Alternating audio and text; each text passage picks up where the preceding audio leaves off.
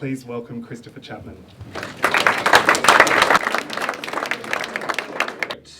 Because I've chosen Sally Robinson's portrait of Eleanor Rubelli. This year in particular, very high standard, I think, which is very gratifying. It's nice to win in a strong field. And I think it's a very generous amount of prize money. I mean, the Hannon family and Shirley Hannon, who initiated the award, have made it such a generous prize that it attracts the best of the portrait artists we have in Australia. Often in these prizes it's a bit of a lottery because they get many more entries than they can hang, and even if your painting's almost as good as the finalists and you don't get in, well, you've still exposed your work to those judges. Maybe they'll remember your style or your approach and have a close look next time. Keep at it.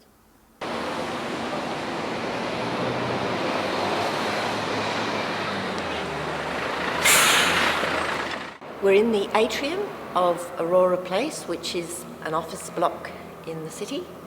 They have a space here on the ground floor that they make available to different artists to display their work. It's a win-win situation. The artist gets a bit of exposure and the building gets some nice artwork on their walls. The work in the centre is a portrait of my mother. This one won the Portia Guiche Prize in 2012. Is it nice to have your mother hanging here? Yes, I think she'd be very pleased.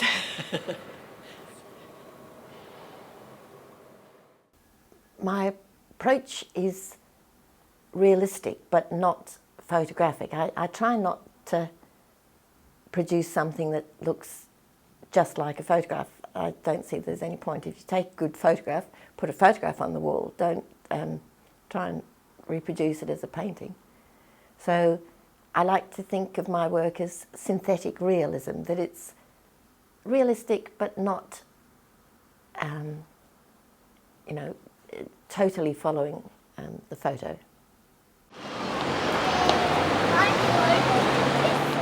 Yes, I think I like the city. I'm a city person. About 7 years here in the bottom of the Astor building in the city. It's a wonderful location because although it's right in the heart of the CBD, the entrance is just down a little lane, Phillip Lane, so it's quiet enough so that I can get on with work, and yet it's got enough buzz of the city to make it interesting. For many years I produced fine art screen prints based on Australian landscapes and Antarctic landscapes, wild places. But after many years, for health reasons and also because I wanted a creative challenge, I went back to painting and thought I'd like to try my hand at portraits. I think portraiture is a very basic, it fulfills a very basic need that we all have to look at faces and try to understand another person by their expression and the way they hold their face and their body language. We learn from birth to get clues from other people to understand them, and so portraiture feeds into this. It's a very basic response. Everyone can relate to a face, whereas maybe they can't relate to a particular landscape or a still life. Every face is interesting. When you're producing screen prints, you use stencils, and I loved using stencils, so when I went back to painting, I adapted the use of stencils with paint to get the textures that I really have always enjoyed, and using a mechanical stencil with dots or dashes, I can build up a slightly sort of pixelated effect in the painting, which has some echoes of the way we see the world in the digital age. But it also gives a sort of a flickering effect of light and colour across the surface, which is interesting. Well, I started off at first using imprinting off other surfaces to get a texture, but I couldn't control that enough, so I went hunting in $2 shops for things that I could maybe use to paint through, and after a while I developed this stencil technique, and now I sometimes get specific textures laser cut so that I can control exactly the size and shape of the little spots of colour I create.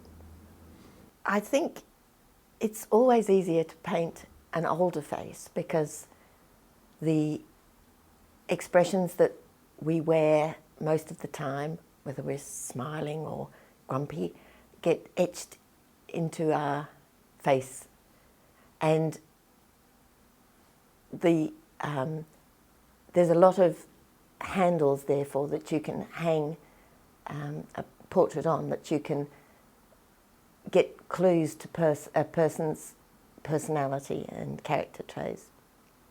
Whereas a young, beautiful person is much harder to paint because they haven't got those clues in the actual face. You have to try and get an expression from maybe their eyes or mouth or some other feature rather than the sort of the whole shape and structure of their face.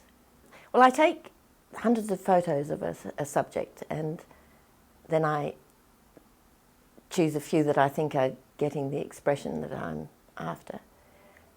Sometimes I take a bit from one photo and a bit from another, and I combine them in the computer and get a sort of a digital image that also is simplified and contains the sort of essential elements of what I'm looking for. And then I draw up that computer-based graphic onto the canvas and start to paint. I was once having a conversation with Ina Joyce, who was and is quite elderly, and she said to me, "Sally, if you just keep doing something long enough, people start to take notice." And I think that's very good advice for everyone, that you've just got to, as an artist, you've got to do what you feel is right for you. Don't try to please other people, and eventually you'll get better and better and people will start to take notice.